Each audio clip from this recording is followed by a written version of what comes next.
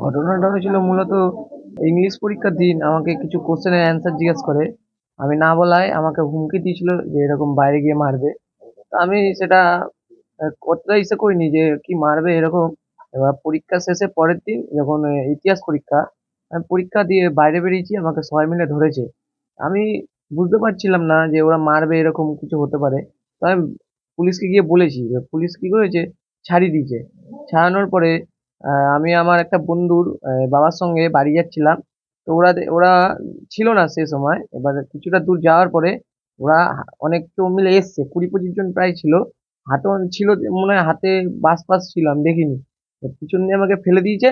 তো ফেলার পর আমাকে মেরেছে, মারার পর আমি অজ্ঞান হয়ে গেছিলাম, আমি আর বুঝিনি। তারপরে আমাকে কয়েকজন বন্ধু মিলে তুলেছে, এবার আমি হাসপাতালে গিয়ে দেখি এরকম আমার নাকে এরকম এরকম অবস্থা। তারপর আমার জ্ঞান ফেরে, তোমার মা ফা আসে, তারপরে বুঝতে পেরেছি।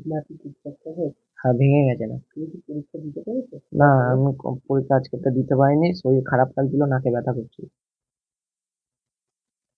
তুমি কি পরীক্ষা দিচ্ছিলে? আমি আজকে জীবন বিজ্ঞান নিচ্ছিলাম, মাধ্যমিক পরীক্ষা। কারা মারলো কারা?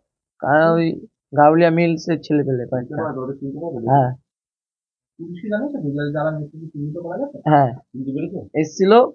এবার ওরা বলছে এরকম এরকম টুপি লেকে মারা থাক। একটা ছেলে টুপি খুলে দিয়েছে, এরকম লেকে মারা থাক। আমি বলেছিলাম যে আমি কিছু জানি না এসব ব্যাপারে। ও বানিয়ে বানিয়ে বলছে। তুমি কতটা আতঙ্কিত আমি অনেকটাই আতঙ্কিত, ভয়ে আছি আমি। পরীক্ষা দিতে গিয়ে কি ভয় লাগে? হ্যাঁ, কালকেরটাও জিতে যেতে পারবো নাকি ভয় লাগছে। কেন? যদি মারে। তোমার নাম? আমার নাম সুবর্ণ।